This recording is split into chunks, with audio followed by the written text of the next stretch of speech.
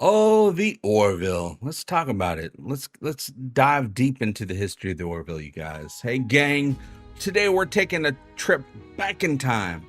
And I'm not using a quantum accelerator, a Union shuttle doing a gravity assist maneuver, or whatever weird space-time phenomenon the Orville crew happens to fly through every other week. We're talking about the history of humanity before the Union. A history that, according to the guide of the Orville, highly recommended if you want to get the full picture of the Orville universe, it's equal parts terrifying, inspiring, and painfully familiar. What makes this story special is that it doesn't begin with heroism or unity. It begins with humanity doing what humanity does best. Absolutely wrecking the place before figuring out how to fix it.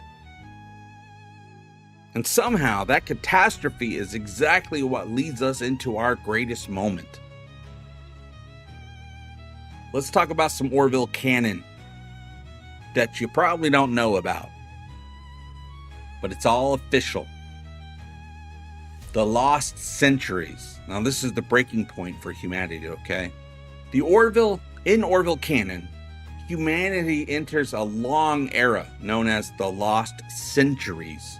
Not the lost century, centuries, during which the planet nearly collapses under the combined pressure of climate change, rising seas, melting glaciers, mass migration, famines, pandemics, the collapse of democratic governments, and the rise of authoritarian regimes. Extreme inequality. Do any of these things sound familiar? All of this is explicitly described in the Guide to the Orville in the prologue. Earth becomes almost unrecognizable. Coastal cities disappear underwater. Deserts expand. Agriculture collapses. Humanity finds itself pushed to its physical, political, and moral limits. And none of this is framed as political in universe, you guys. That's very important. It's a very important thing to talk about. It's simply the documented scientific consequences of centuries of inaction. And that's something I want to highlight because it matters both in the Orville universe and in ours. Some people hear the term climate collapse and assume it must be political, must be woke, but there's nothing political about science. Science is chemistry, physics, biology, not ad campaigns. And I've always said when it comes to science, it is majority rule for me. If the overwhelming consensus of experts all agree on something, that's the truth. A handful of outliers with fringe opinions are not a valid counterweight for me. That's not how science works at all. That's how arguments on social media work. And if there's anything Star Trek taught me growing up, it's that the truth isn't determined by who yells the loudest. It's determined by evidence. Humanity in this era ignored overwhelming scientific consensus for too long in the Orville universe. And Earth made sure we paid the price. But that's not where the story ends. It's where it begins for the Orville, for the Union, the Planetary Union. Because that's how the Planetary Union emerged eventually. But first, and this is canon, there was the League of Free Cities. This was the first rebuild of humanity in the Orville universe. According to the prologue of the Guide to the Orville, the first step toward global recovery came not from nations, but from cities. The surviving cities, autonomous regions, and communities formed a new cooperative structure called the League of Free Cities. Now, that's not my favorite term. I would have picked something different. I don't have anything to do with leagues ever since the movie The League of Extraordinary Gentlemen.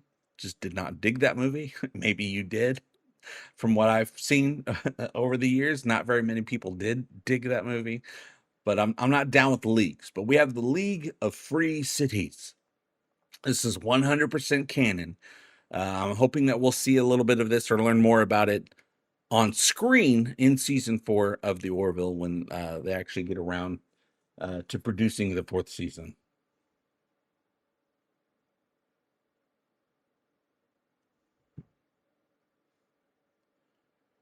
So we have the book actually says that the League is referred to as the hidden foundation of our planetary union.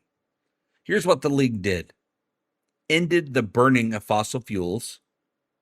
They renounced fire, basically, built global renewable energy networks, expanded fusion power, science, constructed wind and solar megastructures, treated energy as a common good, restored ecosystems, began the long-term process of terraforming Earth back to habitability, you guys. That's a huge one. It implemented a universal system of justice and scientific stewardship. Also a very big deal, as we've seen in the Orville. Science doing better, trying to advance humanity is a huge thing for people of the Union, for the officers, and for everybody on Earth. And I assume for everybody that's a part of the Union, doing things that helps everybody. If you're going to be like Kelly said, if you're going to be I don't know if she said this specifically, but this is what I say: if you're going to make coffee, if you're going to be a barista, be the best barista that's ever existed. That's the goal, at least. But anyway, all of this is confirmed in the official prologue of the book. And the book's written by Andre Bormanis, who's not only an executive producer of the show, but he's also one of the head writers of the show. This era is where humanity finally chooses collaboration over competition. It's where we start listening to the majority of scientists instead of the loudest politicians. It's where humanity begins acting like a species that wants to survive. Now, the League doesn't fix everything overnight. Of course it doesn't. It takes a long time, a little bit of progress at a time. But it sets the stage for a philosophical transformation that becomes the backbone of the Union. And that evolution leads directly into a technological revolution. Now, the thing, humanity still hasn't really gotten off the planet yet. That comes with the discovery of dysonium, which leads to the quantum drive, which is the door to the stars. So a few centuries after the formation of the League, Earth scientists discovered dysonium, a critical element that makes faster than light travel possible. This discovery doesn't just let humanity explore the galaxy, it lets the galaxy discover us. Humanity joins the interstellar stage, you guys, finally stepping into a much bigger story. And here's the surprising part: humanity does not impress anyone with its technology. I mean, compared to many civilizations, especially the Kalon, our tech is very primitive. But our philosophy, the one forged during the rebuilding of Earth, is what stands out to everybody. The galaxy sees a species that survived its own near destruction by embracing cooperation, equality, shared responsibility, justice, empathy, and the rejection of dominance. We didn't conquer the stars, but we were invited in. Which leads directly and smoothly to the greatest collaboration in human history. 2273 is the year I'm talking about. That's the founding of the Planetary Union. This is official information. 2273, you guys. The Union is founded. It begins as a cooperative alliance among spacefaring species dedicated to peaceful exploration, shared governance, equality of all sentient beings, scientific advancement, mutual protection, zero tolerance for forceful domination. This is utopia. This is what utopian societies stand for. If you've ever seen a utopian society in any movie, book, comic book, whatever in your life, and I know you have, this is what it stands for. This is what it is. If you don't like any of these things, then you were never for a utopian society, which is fine. Maybe you're not. Maybe you like things crazy, chaotic. Some people do. Every part of this is explicitly stated in the book, you guys. There's no embellishment needed. So what makes this so powerful is that the Union is built because humanity learned its lessons the hard way. That's the best way to learn lessons I've noticed in my life. I feel I have learned so many lessons over the years, especially the last 10 years. And it all has to do with because of hardship, because I messed things up, or things got so messed up that I had no option but to look inward and outward to see what the problem is. And once you identify the problem, you're able to learn, you're able to grow. So somebody could just tell you a smart brain thing that totally makes sense, but it's going to go right over your head or right through you because you need the actual experience of failure to become successful. And that doesn't mean you'll be a success. It just means you succeed at overcoming whatever it is you needed to overcome at that point. The lost centuries forged the empathy, the humility, and responsibility that eventually allowed Earth to contribute something meaningful to the galactic community. Now, our technology didn't inspire the galaxy, our resilience did. We went from scavenging for survival to co-founding one of the most advanced interstellar coalitions in fiction. And even in Star Trek, I mean, the one thing all alien species seem to understand is that, humanity isn't like super awesome with technology or whatever, but our resilience, our drive to do better, to do more, to never back down. That's what made us different.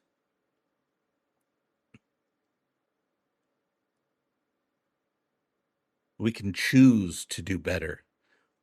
We can build a future worth living in. We can become a species worthy of the stars. No matter what mistakes we make, no matter how close we get to the edge, we can always overcome if we just strive to do so. And if you want to understand this history in even more beautiful detail, do it, you guys. Pick up the guide to the Orville. There's a link down there somewhere. I'm sure I put one. It's packed with lore, timelines, art, and deep dives that make the entire universe feel alive. And then a very detailed schematic of the entire Orville ship. I mean, every room, every floor. So if you want to support this show, you can join my Patreon, you guys, because quantum drives don't fuel themselves. And then there's the new Egotastic Fun Time Reloaded podcast, which is what you're listening to right now. But there's the actual podcast that can be found everywhere pods are casted, which also includes the official Egotastic Fun Time podcast, the Reloaded podcast, and of course, Talking the Orville as an additional bonus with the podcast. I got all the channels, all the stuff, all down there to click on.